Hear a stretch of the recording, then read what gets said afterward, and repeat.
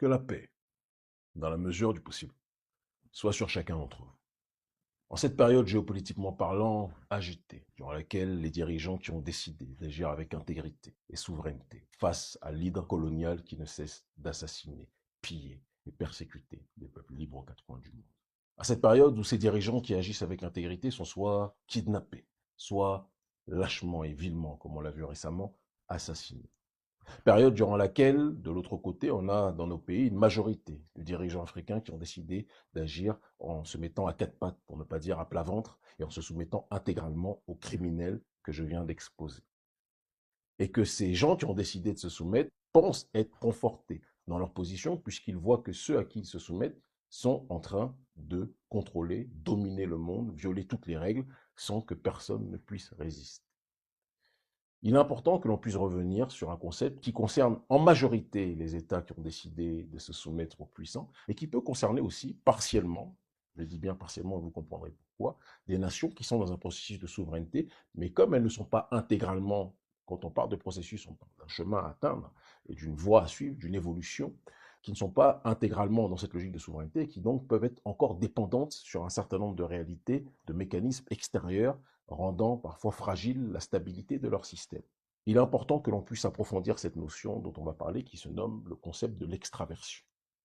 Quand on parle de l'extraversion en économie politique, on parle d'un processus et d'un concept qui a été d'abord théorisé et popularisé par le grand économiste du Sud global, Samir Amin, et qui, plus récemment, dans l'ouvrage La politique du ventre du sociologue français Jean-François Bayard, a été approfondi. Quand on parle d'extraversion, on ne parle pas simplement de quelqu'un qui est dans un processus d'être ouvert au monde. Quand on dit que quelqu'un est extraverti, on dit que c'est quelqu'un qui a le contact facile. Puis c'est le contraire de la personne introvertie. En économie politique, quand on parle de l'extraversion, on parle d'un concept un petit peu plus complexe qui entraîne que des élites tirent leur pouvoir non pas de leur légitimité vis-à-vis de leur propre peuple, mais de leur capacité à obtenir ou à soutirer une rente de leur dépendance vis-à-vis de l'extérieur.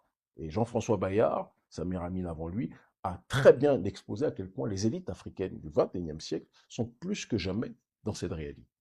Et les dirigeants des pays qui se nomment être les pays développementalistes, comme Patrice Talon, qui a pris en otage mon pays depuis 2016, mais ça finira prochainement, et des gens comme Alassane Draman Ouattara, sont complètement dans cette réalité.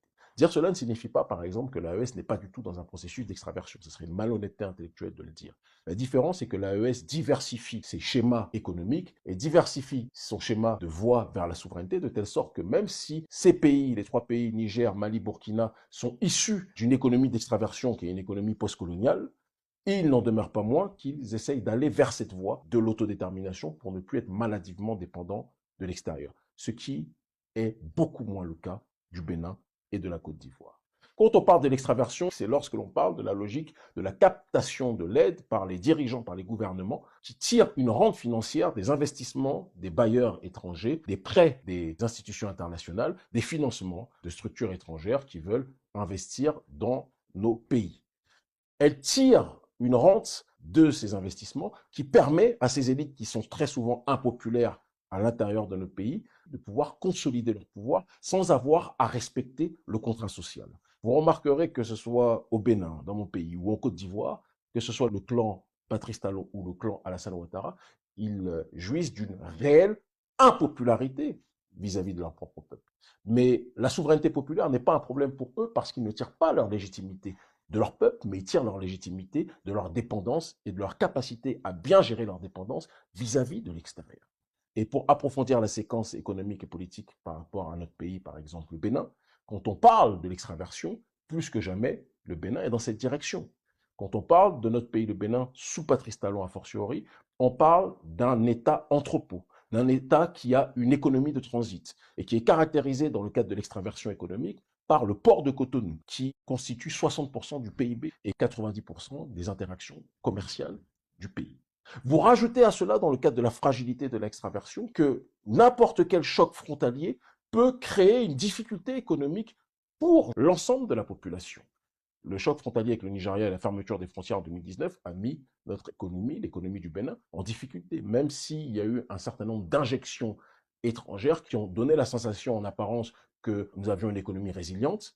Mais la vérité est que pour les poches du Béninois moyen, la situation des chocs frontaliers entraînait une dégradation réelle économique et du pouvoir d'achat du foyer. Il est important de comprendre que sur le terrain, là aussi, de l'extraversion politique, les élites béninoises ont réussi, par le biais de Romuald Wadani, à tirer une rente financière des multiples investissements émanant des bailleurs de fonds sur nos territoires, qui permet au clan Talon de consolider de manière structurelle son pouvoir sans avoir à respecter le contrat social. Et c'est une réalité que l'on retrouve là aussi du côté de la Côte d'Ivoire.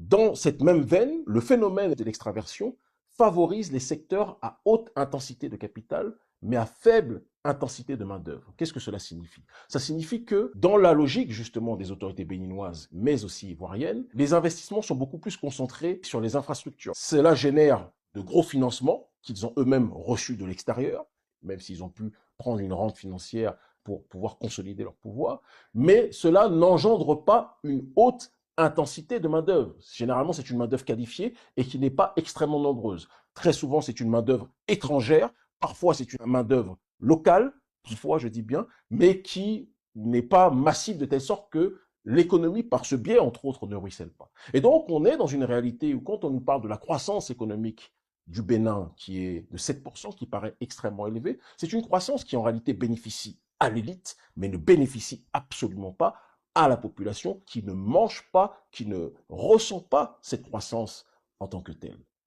Il est important de dire que pour plaire à l'extérieur, parce que c'est leur processus, c'est leur schéma économique, c'est leur schéma de prédation, pour plaire à l'extérieur, ils ont accentué la répression fiscale. C'est-à-dire que là où on a déjà une population béninoise qui n'est pas dans une capacité d'avoir un pouvoir d'achat large, on la surtaxe pour pouvoir justement donner des gages à l'extérieur qui sont dans une logique d'agir vers la voie de la modernisation et répondre aux conditionnalités qui leur permettraient d'obtenir un certain nombre de financements émanant de l'extérieur. La réalité est que pour les États extravertis et les gouvernements extravertis qui sont dans un processus de continuum de la néocolonialité, les dirigeants de notre pays, le Bénin, comme les dirigeants néocolonisés du pays ivoirien, et on pourrait élargir à d'autres entités, à d'autres nations en réalité, sont plus que jamais dans une logique de tout faire pour plaire à l'étranger afin que l'étranger puisse les financer sans avoir jamais à plaire ou à rendre des comptes à ceux qu'ils étaient censés protéger et représenter, mais qu'ils ont fini par tyranniser et persécuter. Le problème de l'extraversion, c'est que c'est du sable mouvant. Vous vous appuyez sur une dépendance vis-à-vis de l'extérieur, mais si cette dépendance, à un moment donné, pour une raison ou une autre, est court-circuitée, et si les élites corrompues, comme ça a été le cas tant de fois en Afrique, les élites corrompues ne plaisent plus à ceux à qui vous êtes dépendants, eh bien, ceux qui sont vos parrains, vos sponsors, vos partenaires, vous lâchent, et là, vous vous retrouvez face à votre peuple que vous avez tant d'années méprisé, et qui ne seront certainement pas ceux qui vont vous protéger. Et c'est pour ça que j'encourage plus que jamais les pays de l'AES qui sont dans un processus petit à petit de quitter l'économie de l'extraversion dont ils ont hérité, ils ne l'ont pas engendré, d'accord, pour aller vers beaucoup plus une logique de souveraineté économique en nationalisant leurs ressources, en faisant tout pour diversifier les schémas justement de production. Certains me diront, au Bénin, il y a la GDIZ qui va dans cette voie, mais la GDIZ est un exemple minuscule par rapport à la dépendance de notre État, le Bénin, vis-à-vis de l'extérieur. C'est très important qu'on le dise. C'est pour ça que Talon disait que même si on n'a pas de ressources, on peut être développé. Mais le problème, c'est que Talon ne dit pas que son développement est intégralement dépendant de sa soumission vis-à-vis de l'extérieur. C'est quelque chose sur lequel on doit réfléchir profondément. Samir Amin l'exposait intensément. Et je vous encourage tous plus que jamais à lire sa réflexion et sa pensée. L'Afrique libre ou la mort, nous vaincrons. Le Bénin libre ou la mort, nous vaincrons. En cette ère où plus que jamais le colonialisme et le néocolonialisme, l'impérialisme violent s'opposent à la souveraineté, il est important que la souveraineté puisse diversifier ses schémas de structuration politique et économique pour échapper justement à la destruction.